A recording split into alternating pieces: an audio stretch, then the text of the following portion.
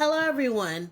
I'm back again with another interview. I have with me the voice of not one, but two lovely characters. We have the heartthrob and the psychopath, arguably. But, actually, I don't feel like that's a fair, depth description. But I'll let you all make your own decisions. Nonetheless, Nathan was the voice of both Emilio and Hugo.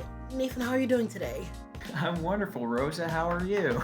I'm excited. I'm excited because I get to see someone who got to do two different voices, and I don't know, how did that go for you? Because I'm just imagining the switch between one and the other, just in and of itself, just ideally thinking about going. I'm going from to that's a heavy shift in character consistently. Oh yeah, absolutely. I love doing goofy character work. Cartoons are my favorite thing ever. So anytime I get to voice multiple characters in the same project, especially if they interact, that's my absolute favorite. And that's all due to Stephanie Nikoyo Art. When she was directing it, she was really like easy to collaborate and really nice to work with. And so I was originally only cast for Emilio. But then on a whim, I was like, I'm gonna do some other characters too. And so I threw in my lines for Hugo, and I threw in my lines for some like random dudes on a boat that get destroyed. And I made some disgusting fish noises. Take that, Kuma. Um, Yeah, because Kuma did want to be the fish.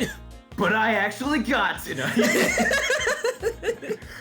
No, but I threw in my lines for that. I just kind of recorded them. I said, hey, you can use them or not use them. It's up to you. And she ended up using all of them, which is super cool. So I got to play multiple characters. Hey, I mean, the rule is you miss 100% of the shots you don't take. Yeah.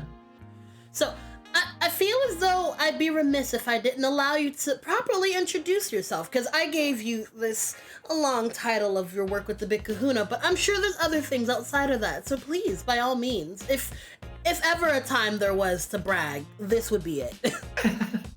Oh gosh, okay. I gotta like narrow things down. So hi, I'm Nathan. I'm a voice actor, alcoholic, and single father.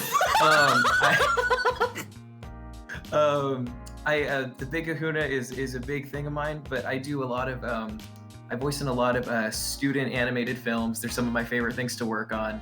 I like working with like young creative people. They tend to be really passionate and have really fun ideas. Recently, I was announced as part of the cast for Five Nights at Freddy's Cleanup Crew, which is a super high quality fan game that you should check out. I'm in an upcoming series called Not So Secret Academy. And let's see what else. Oh, while I'm shilling, also Pachel Bell Art. They make these fantastic little animatics, and I get to do a few characters for them too. So check those out. Absolutely, please do. But before we get into that, because I'm absolutely gonna plug all of your socials and stuff in the comments below. Let's better. talk. Let's talk a little bit about. I guess both. We'll talk about the both characters that we knew about, and then we can dive a little bit into how. You explained how the other two characters came about, but more so, I want to know, how does the Big Kahuna play out from Emilio's point of view? In my head, Emilio is just an insane narcissist. And so in his head, he probably thinks like his goofy friends found some weird fish thing, and now he's got to bail him out. I think that I think that's evident in his lines, like in my brilliant genius when I came up with "Yo, Mama." How do I think of that stuff? It's amazing. And old man Hugo, he's a little bit of a screwball. He's a little crazy. So I'm not sure. I'm not sure what's going through his dementia-ridden head as this is happening. I feel like that's a safe assessment. Dementia makes a lot of sense. Alzheimer's, something with memory loss. I can't remember my kids. Yes. I will say though, for all of his forgetfulness, he is an achiever, no less, because he got to fly. Exactly. Santiago got his fish. Hugo got to fly. Emilio got to be absolutely gorgeous, which I feel as though was always the goal. Oh yeah, clearly. um, I really want to take a moment to speak a little bit to the fact that everyone's favorite line in the short was actually an improvised line. I think it was something about an IQ and something else about someone's mom. I don't know. It's better coming from the source. Yeah. Oh my gosh, I got a really rare opportunity with the Big Kahuna. It was one of my ultimate achievements. Is again, Stephanie's super easy to work with, and I threw in a ton of improvised lines, and she even used some of them, which was really fun. And one of them was all the Kahuna boys are in an argument. And so I was Emilio, and I just threw in like a bunch of random little clapbacks.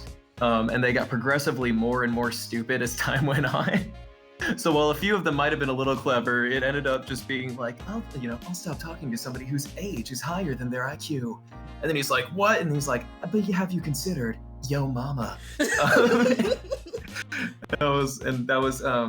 And so what happened was Stephanie ended up doing a little screening for some of the students at her college. They got kind of an early access little preview, which was a lot of fun. And she was nice enough to record the reactions of the room when I said yo mama, and I got big laughs, and I was like, yes, it worked, Anytime I can have animation students like my stuff, it makes me very happy. So yeah.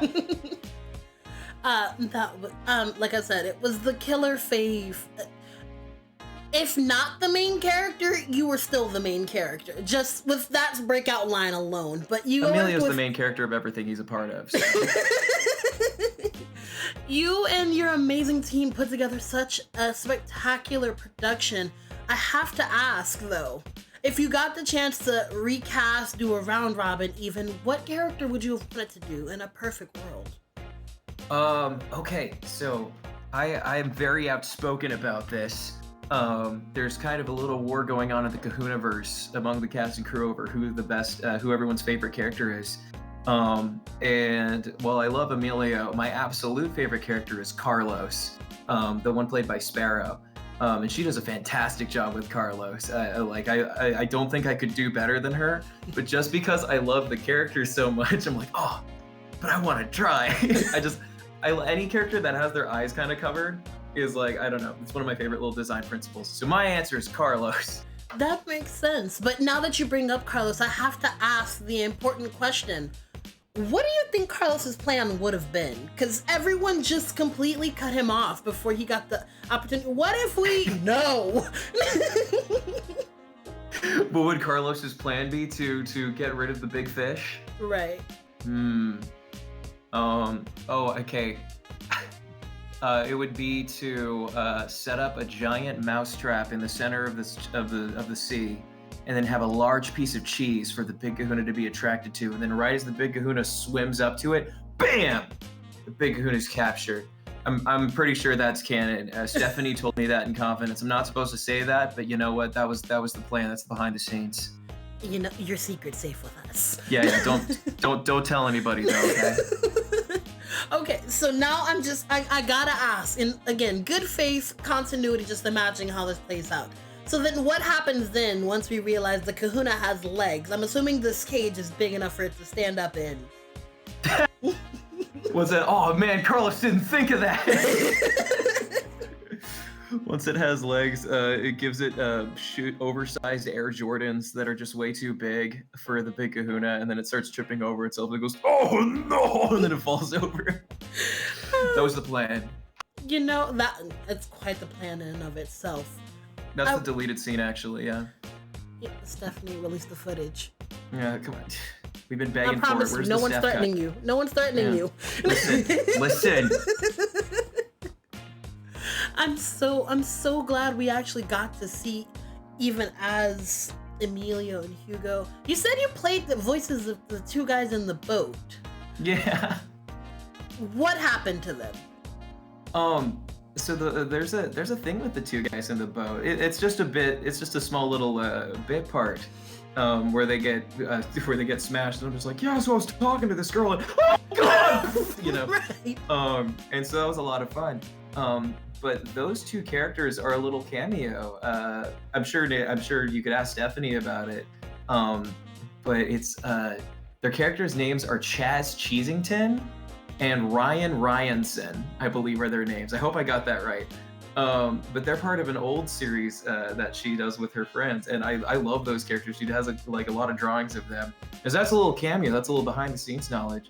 But what happens to them? I think they died horribly, is my guess. I think they drowned and were eaten by minnows. You know, I can always appreciate an artist that makes a callback to their other works, especially because it's something really, really good for the fans to chew on and go, hey, I know what that is. Yeah. But on top of that, that's an amazing gem I didn't even know that. It's an amazing gem to go back and look for. Like, I want to look more into Chaz Chazington and Ryan Cheesington. Excuse me. I'm so sorry. Get it right, Rosa. Chaz Cheesington and Ryan Ryington. I want to go and look, and I like to think at least maybe they didn't die, because you know. You think they survived for the sequel? What creator? I don't think they made it to the sequel. I don't think they're coming back to this island. They're not going to be in bigger Kahuna? I think they went home. You know. Aww. I can't speak for everyone, but I think blowing up in a ship, I would probably want to just, you know, I'm gonna cut my losses. I survived this. I did the thing. I came, I saw, I didn't conquer, I almost died. Let's not repeat this. Let's go home and play Nintendo Switch, drink some tea, you know, it'll be nice. Exactly, more than understood. I can never, I've said it almost every interview, if not every interview, and I will continue to say it. Henceforth, I cannot ever stop singing the praises of this film. It's so good. And again, calling back to Kuma made a reference to the fact that this was a larger piece, and even with this being a largest thesis piece, it came out. It left us wanting more, which is always what a good piece is supposed to do. But it's still, even if this didn't go anywhere, we still got a fully fleshed out story. And, you know, I always fear that pieces like this won't get to go as far as they should. But this one, it didn't, I don't know how to, like, it left me wanting more from the world itself. It didn't leave me wanting more in the film or having to go, oh my god, where's the rest of it? This doesn't make sense. Like, there was no cliffhanger. Yeah, I see what you mean. Not to get all gushy, but Stephanie, I've had the opportunity to work with a lot of really cool creatives and directors, and Stephanie is by far one of the most like driven and positive ones. She's kind of a cheerleader for everybody. She's super duper creative, and as a huge fan of independent animation, like thesis films are like usually not this long and polished. 11 minutes of animation like put on by like, you know, Canadian animation students is really, really a big accomplishment. It's been a long time coming, you know, with original music and you know, just how much color and fun it has. It's really, really a huge accomplishment. It's crazy to see. I'm really, really excited to see what she does in the future, whether with more Bkgd stuff or with new characters. But yeah, no, it's really, really fun, especially in the internet age where we're kind of organizing these animation projects like over Discord and like little Instagram and Facebook groups, you know? It's really cool. It really is. But I don't want to hold you too long. I don't want to twist your arm off or anything. But last question. I mentioned that I was going to do it earlier, and so in good faith, I want to make sure that I can actually provide this information. Where can everyone find you if they're seeking you out for work or just for entertainment value as a fan? Well, if you look on screen right now, you'll see my full home address and social security number. That's where you can find me.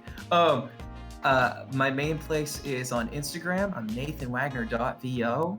And I'm also nathanwagner.vo on TikTok. I do really lame impressions, and it does pretty okay. So you can see me on there. I post about all the different projects that I'm a part of. And if you look at my stories, they will violate your eyes. They're awful. So that's, you know, there's some fun there. Please go ahead and check out Nathan there. This has been an amazing interview. Thank you for being here. Thank you for taking an interest in Bkgd. It's really, really cool. I love talking about this stuff. It's my favorite. I'm gonna say it again because I said it earlier and I don't care. Go and watch the Bkgd if you haven't. I'm not threatening you, I promise. But as always, I have been your host, Tabla Rosa, aka La Rosa Negra or Black Rose. If you're nasty, remember to spread love, go in peace, and keep in mind that karma is real. Bye, everyone. Bye.